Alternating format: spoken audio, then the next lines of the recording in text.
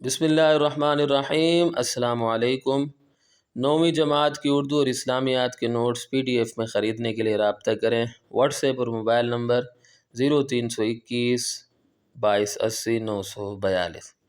انشاءاللہ آج کی ویڈیو میں آپ کے سامنے 9ویں جماعت کی اسلامیات کی نئی کتاب جو کہ Punjab curriculum and text book board نے حال ہی میں شائع کی ہے اور انشاءاللہ 2025 سے پنجاب کے اسکولوں میں پڑھائی جائے گی، اس کے دوسرے باب کے پہلے حصے کے چوتھے سبق یعنی کتب سماویہ آسمانی کتابیں کی مشق میں موجود کثیر الانتخابی سوالات یعنی MCQs، مختصر سوالات اور تفصیلی سوالات کے جوابات فراہم کروں گا، اور انشاءاللہ جہاں میرے پاس اضافی معلومات ہوں گی تو وہ بھی میں اس میں لکھتا جاؤں گا، آپ کو بتاتا جاؤں گا۔ تو اگر آپ وہ اضافی معلومات پیپر میں لکھیں گے تو انشاءاللہ آپ کو بہت اچھے نمبر ملیں گے۔ اگر آپ میری سابقہ ویڈیوز جو میں نے اس کتاب کے بارے میں بنائی ہیں دیکھنا چاہتے ہیں تو اس ویڈیو کی ڈسکرپشن میں موجود لنک کو وزٹ کریں۔ آئیے ویڈیو شروع کرتے ہیں۔ تو ہمارے پاس مشق میں پہلا سوال ہے، درست جواب کا انتخاب کریں۔ نمبر 1، حضرت ابراہیم علیہ السلام کا لقب ہے ابو الانبیاء۔ نمبر 2، بنی اسرائیل کے وہ پہلے نبی جنہیں نبوت کے ساتھ حکومت بھی عطا کی گئی حضرت داؤد علیہ السلام۔ نمبر 3، وہ عبادت جو سابقہ آسمانی کتابوں میں مذکور رہی ہے، روزہ۔ نمبر 4، مسیح لقب ہے حضرت عیسیٰ علیہ السلام کا۔ نمبر 5، تمام انبیاء اکرام علیہم السلام کی تعلیمات کی جامع کتاب کا نام ہے قرآن مجید۔ مختصر جواب دیں۔ سوال نمبر 1، آسمانی صحیفوں سے کیا مراد ہے؟ جواب، سب سے پہلے آپ یہ ہیڈنگ لگا لیں تو ہیڈنگ سے اچھے نمبر مل جاتے ہیں، اچھا امپریشن پڑتا ہے۔ تورات، زبور، انجیل اور قرآن مجید کے علاوہ چھوٹی چھوٹی آسمانی کتابیں جو اللہ تعالیٰ کی طرف سے انبیاء اکرام علیہم السلام پر نازل کی گئیں آسمانی صحیفے کہلاتے ہیں۔ حضرت موسیٰ، حضرت ابراہیم، حضرت شیس اور حضرت ادریس علیہم السلام پر صحیفے نازل ہوئے۔ دوسرا سوال ہے، کون سے بنیادی عقائد تمام آسمانی کتابوں میں موجود رہے؟ جواب، عقیدہ توحید، عقیدہ رسالت اور عقیدہ آخرت تمام آسمانی کتابوں میں موجود رہے۔ دین اسلام میں بھی یہ بنیادی عقائد سمجھے جاتے ہیں، ان میں سے کسی ایک کا بھی انکار کرنے والا دائرہ اسلام سے خارج ہو جاتا ہے۔ سوال نمبر 3 ہے، مشرکین اور اہل کتاب میں کیا فرق ہے؟ ہیڈنگ لگا دیں، مشرکین اور اہل کتاب میں فرق۔ جو لوگ کسی ایسے مذہب کے ماننے والے ہوں جس کی دعوت کسی نبی نے دی ہو اور ان کی ہدایت کے لیے اللہ تعالیٰ کی طرف سے کوئی کتاب بھیجی گئی ہو، ان کو اہل کتاب کہا جاتا ہے۔ جبکہ مشرکین کس کو کہتے ہیں؟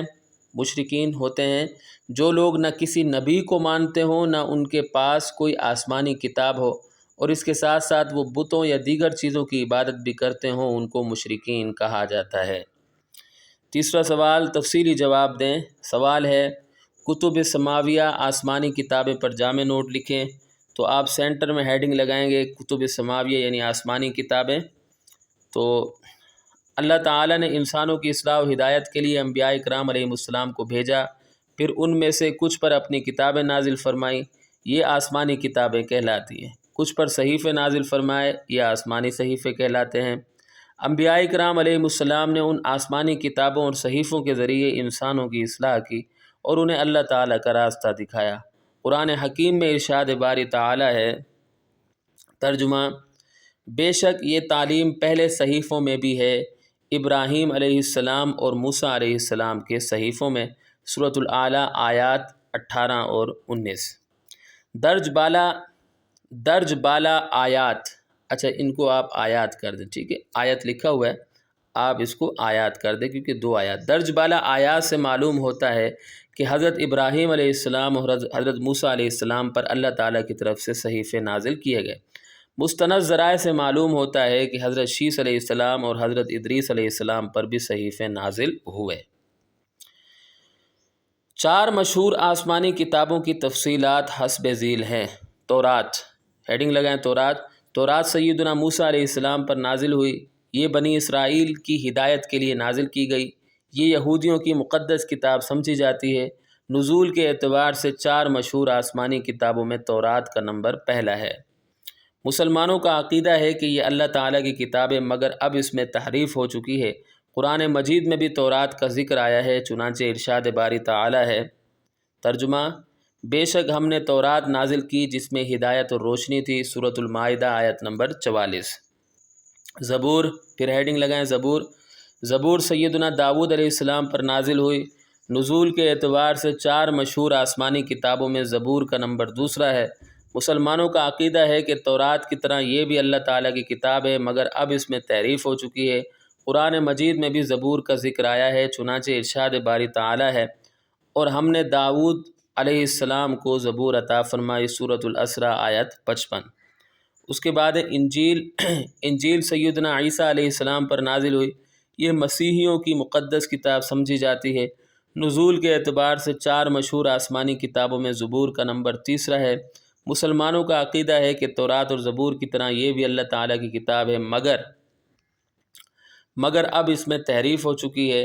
انجیل کا ذکر قرآن مجید میں بھی آیا ہے، چنانچہ ارشاد باری تعالیٰ ہے، اور یعنی اللہ تعالیٰ نے تورات اور انجیل کو نازل کیا، سورہ آل عمران آیت نمبر 3۔ قرآن مجید ہمارے پیارے نبی حضرت محمد رسول اللہ خاتم النبیین صلی اللہ علیہ وسلم پر نازل ہوا۔ نزول کے اعتبار سے 4 مشہور آسمانی کتابوں میں قرآن مجید کا نمبر چوتھا ہے۔ یہ اللہ تعالیٰ کی آخری کتاب ہے، یہ تحریف سے پاک ہے، اس لیے کہ اللہ تعالیٰ نے اس کی حفاظت کا ذمہ لیا ہے۔ ارشاد باری تعالیٰ ہے، بے شک ہم نے اس قرآن کو نازل کیا ہے، اور بے شک ہم خود اس کی حفاظت کرنے والے ہیں۔ یہ آخری صحیفہ ہدایت ہے جو اللہ کے آخری نبی حضرت محمد صلی اللہ علیہ وسلم پر نازل ہوا۔ اب قیامت تک اللہ تعالیٰ کی طرف سے کوئی کتاب نازل نہیں ہوگی، اس لیے یہ تمام انسانوں کے لیے ہدایت کی کتاب ہے۔ ٹھیک ہے، تو یہاں اگر ہماری ویڈیو اختتام کو پہنچتی ہے، میں امید کرتا ہوں کہ آپ کو میری یہ ویڈیو پسند آئی ہوگی۔ اگلی ویڈیو تک کے لیے مجھے اجازت دیں۔